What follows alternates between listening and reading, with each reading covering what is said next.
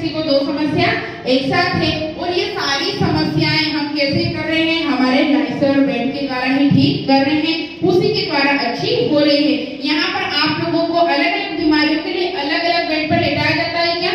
नहीं, एक ही बेड है। ये चूंकि लाइफस्टाइल बेड है इसीलिए इसको एक नहीं दो नहीं बल्कि पूरे 36 डॉक्टरों की टीम कहा गया है। यानी एक साथ 36 बीमारियों को ये ठीक करने की क्षमता रखता है सिर्फ और सिर्फ एक बेड। तो इस बेड से थेरेपी लेने के बाद, इस लाइफस्टाइल बेड से थेरेपी लेने के बाद हमारी मम्मी जी को कितना फायदा हुआ है, कितना आराम मिल रहा है, वही आज उनसे जानेंगे, जानकारी लेंगे और कैसा उनको लग रहा है। तो नमस्ते मम्मी जी। नमस्ते। क्या नाम है आपका? मेरा नाम संजना शर्मा है। संजना नाम है हमारी मम्मी जी का। अच्छा मम्मी जी, क्या समस्या लेकर आए हैं आप यहाँ पर? मुझे स्लिप डिस्क थी और घुटने दोनों दर्द करते थे, बहुत फटने लगे थे दोनों दिनों में। अब मेरे को आए को यहाँ पे आज 8वां दिन है और बहुत आराम है। मेरे को तो दूसरे दिन ही लग गया था। फिर मैंने सब पट्टे लगाना बंद कर दिए और मुझे इतना अच्छा लगता है। रात में भी मैं सिकाई करके सोती थी पर अब वो भी नहीं करती हूँ और 12-13 घंटे आराम से काम कर सकती हूँ। पहले चलने में भी डर लगता था कैसे चलूंगी, पर अब पूरा काम मेरा सब कर सकती हूँ। आपने देखिए हमारे मम्मी जी कमर की समस्या प्लस घुटनों की समस्या लेकर आए थे और बिल्कुल सही कहा, पहले दिन हमने ही थेरेपी दी थी, है ना, और बोला भी था मम्मी को कि मम्मी आप पट्टे आपको लगाने की जरूरत नहीं पड़ेगी। लेकिन देखिए पहले दिन थेरेपी के बाद सेकंड डे जब आए, जब भी टेस्टमनी ली, जब भी बात हुई थी तो मम्मी जी ने बताया था कि मेरे को आज जो है इतना आराम मिला रात को कि मैं आज पट्टा लगाकर नहीं आई। मतलब आप सोच सकते हो सिर्फ एक दिन की 40 मिनट की थेरेपी से आपकी इतने दिनों पुरानी समस्या, अच्छा घुटनों की समस्या कब से आपको? मेरे को 15 साल हो गए।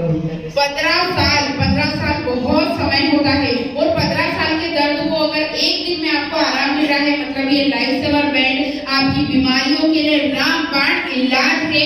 इसके जैसा इलाज और आपको कहीं भी नहीं मिल सकता। एक बार जोरदार तालियां हो जाए। लाइफसेवर बेड, लाइफसेवर बेड। बिल्कुल सही बात कही है। और जैसे हमारी मम्मी जी की अगर हम बात करें तो जो घुटनों की समस्या अच्छी हुई है, जो देखा जाए कमर की समस्या अच्छी हुई है, प्लस भैया को यानी अपने बेटे को यहाँ लेकर आए थे, उनको क्या समस्या थी? उनको अस्थमेटिक था, मतलब वो रात में सो ही नहीं सकता था, सुबह बरोबर उठ नहीं पाता था, चलने में बोलने में हर चीज में उसको तकलीफ होती थी। मैं दूसरे दिन गई, मैंने उसको बोला बेटा ऐसी बात है, बोले मम्मी मैं भी चलता हूँ। मैंने कहा हाँ चलो। फिर हम 2 दिन में उसको इतना अच्छा लगा कि आज वो एक सिंगर था, वो गा सकता था सब, परंतु अस्थमा के कारण से वो पीछे रह गया। फिर अब उसको बहुत आराम लगता है तो मेरे को आगे लेके बोलता मम्मी आप तैयार हो जल्दी चलना है। अरे इसलिए थैंक यू आरोमा, थैंक यू पूरे स्टाफ को बोलती हूँ और थैंक यू हमारे सर को भी बोलती हूँ। बहुत बहुत धन्यवाद हमको ये मार्गदर्शन दिखाया और मुझे बहुत अच्छा लगता है। ऐसा लगता है मैं मंदिर में रोज जाना चाहिए। अरे क्या बात है, बिल्कुल सही बात कही है। ये अरोमा परिवार एक मंदिर ही है और बिल्कुल सही कहा। जब भैया पहले दिन आए थे तो जैसे मैंने मम्मी जी को थेरेपी दी वैसे ही भैया को भी दी थी, मैट वाली, यानी हमारे जो ये पैरों के पास रखते हैं इसे फुट मैट बोला जाता है। ये हमारे एक लाइफस्टाइल बेड का ही अटैचमेंट है और इसमें एक नहीं दो नहीं बल्कि पूरे 200 डायनामिक वगैरह स्टोन लगे हुए हैं। और जब इसको आप पूरे पेट पर रखते हैं या पूरे चेस्ट वाले सीने वाले हिस्से पर रखते हैं तो इससे अस्थमा की प्रॉब्लम है या आपको हार्ट में किसी समस्या है या बीपी की प्रॉब्लम है, ऐसी कोई समस्या है, या सर्दी जुकाम साल भर बना रहता है, या वेट बहुत ज्यादा है, जैसे किसी का वजन बहुत ज्यादा है, तो आप पेट वाले एरिया पर जितनी देर रखेंगे उतनी देर इसकी FIRS गर्माहट हीटिंग जब पेट में जाती है तो ये आपके पेट की चर्बी को गलाने का काम करती है और फिर पसीने के माध्यम से, यूरिन के माध्यम से गंदगी को शरीर से बाहर करती है। यानी मात्र एक अटैचमेंट जो कि हमारा फुट मैट है, इससे ही सोचिए आप कितनी सारी समस्याएं ठीक कर सकते हैं। अगर हम बात करें हमारे पूरे मशीन के तो इसमें तो इतने सारे इलाज है, जैसे हमने बोला 36 डॉक्टरों की ये टीम है।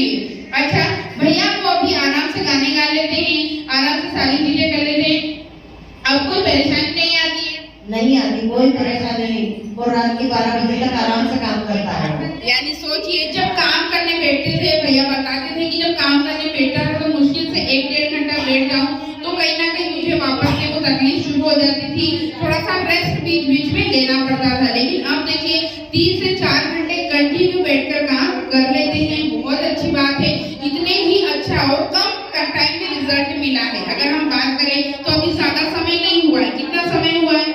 5-6 दिन ही हुए है ना। 5 से 6 दिन में जब अगर आपको इतना आराम मिलता है तो सोचिए, अगर इस लाइफस्टाइल बेड की हम पूरी तरीके से कंटिन्यू अगर दिन में 3 बार थेरेपी लें, जो कि बहुत ज्यादा जरूरी है, यानी सुबह वाली थेरेपी, जैसे हम जब सोकर उठते हैं उसके आधे 1 घंटे के बाद अपना जो डेली रूटीन वाला काम है, फ्रेश होना है, चाय पीना है, ये सारे काम करने के बाद जब हम थेरेपी, पहली सुबह की थेरेपी लेते हैं, क्योंकि जब सोकर उठते हैं तो हमारे शरीर के सारे ऑर्गन्स के छिद्र जो होते हैं वो खुले हुए होते हैं, और जब हम सुबह सुबह की थेरेपी लेते हैं तो उससे हमारे पूरे दिन भर हमें क्या मिलती है? एनर्जी बनी रहती है, एनर्जी मिलती है, हमें काफी आराम मिलता है, उससे बहुत रिलीफ मिलता है और जल्दी जल्दी हमारी समस्याएं खत्म होती है।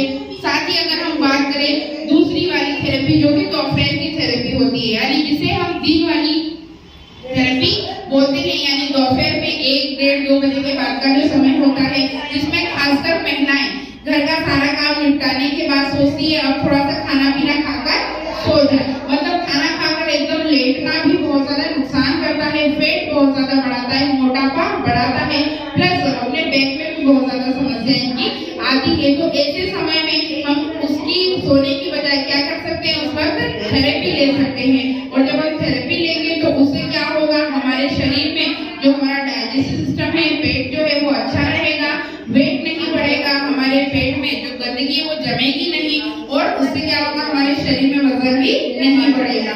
साथ ही जो तीसरी वाली थेरेपी होती है, यानी जो शाम वाली थेरेपी होती है, ये थेरेपी इसलिए जरूरी होती है क्योंकि शाम की थेरेपी आपको रात भर आराम देती है। जैसे अस्थमा की जिनको प्रॉब्लम है, उनको लंग्स के में बहुत ज्यादा दिक्कत आती है, सांस लेने में तकलीफ आती है, कई बार उनमें लंग्स में सूजन भी आ जाता है, क्योंकि लंबे समय से उनको सांस लेने में तकलीफ होती है। सही है, थोड़ा सा अगर बाहर गए या ठंडी बहुत ज्यादा बढ़ गई तो तेज तेज सांस लेनी पड़ती है, हार्ट बीट उनकी बढ़ना शुरू हो जाती है, उस कारण भी समस्या आती है। तो जब नाइट की थेरेपी हम लेते हैं, प्लस जिनको बीपी की प्रॉब्लम है या जिनको हार्ट अटैक की शिकायत, जैसे अभी ठंड का ही समय देखें तो अधिकतर हार्ट अटैक जैसी समस्या कब आती है?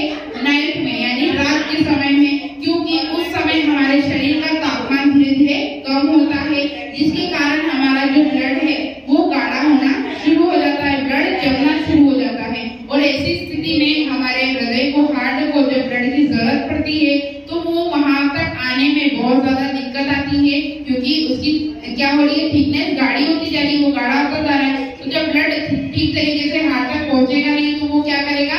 तेजी से पंप करना शुरू करेगा, और इसके ही कारण हार्ट अटैक आने की बहुत ज्यादा समस्या आ जाती है। और जब हम थेरेपी लेकर सोते हैं, यानी रात में जब हम थेरेपी प्रॉपर तरीके से 40 मिनट 1 घंटा थेरेपी लेकर सोते हैं, तो उससे हमारे शरीर में कभी भी ब्लड सर्कुलेशन की प्रॉब्लम नहीं आती, ब्लड कहीं भी गाढ़ा नहीं होता, जो हीटिंग है वो प्रॉपर तरीके से बनी रहती है, शरीर ठंडा नहीं पड़ता, जिससे हमारी जो नसें है वो अच्छी तरीके से खुली रहती है, सारी चीजें अच्छी से होती रहती है। तो इसके कारण ना तो हार्ट अटैक की समस्या आती है, ना लकवे जैसी समस्या आती है, क्योंकि लकवे में भी यही कंडीशन होती है कि जहाँ आपके शरीर का टेम्परेचर कम हुआ, जहाँ आपका जो ब्लड सर्कुलेशन है वो अच्छा नहीं हुआ, प्रॉब्लम आना शुरू हुई, तो क्या होगा? उससे पैरालाइज का अटैक भी आ सकता है, लकवे जैसी समस्या भी आ सकती है, और कई बार ये चीज बढ़ती बढ़ती आपके दिमाग तक चली जाती है, और कई लोग तो कोमा में चले जाते हैं। मतलब इस कंडीशन में देखा जाए तो कोमा तक के पेशेंट हो जाते हैं, कोमा तक में व्यक्ति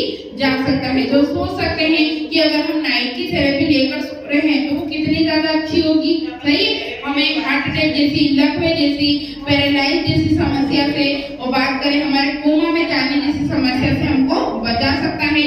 मतलब इतने कम समय में अगर हम सिर्फ 30 मिनट की थेरेपी रेगुलर तरीके से लेते हैं तो बड़ी से बड़ी समस्या को कम कर सकते हैं। अगर हम बात करें इस लाइफस्टाइल बेड की, तो ये जो रोलर अभी चल रहा है मम्मी जी, कई बार लगता है कि हमको ये रुक जाता है, सही है, लेकिन ये रुकता नहीं है, ये ऑटो मोड पर चल रहा है, धीरे धीरे 1 to 1 पॉइंट पर जाकर आपको थोड़ी देर रुका क्या करता है?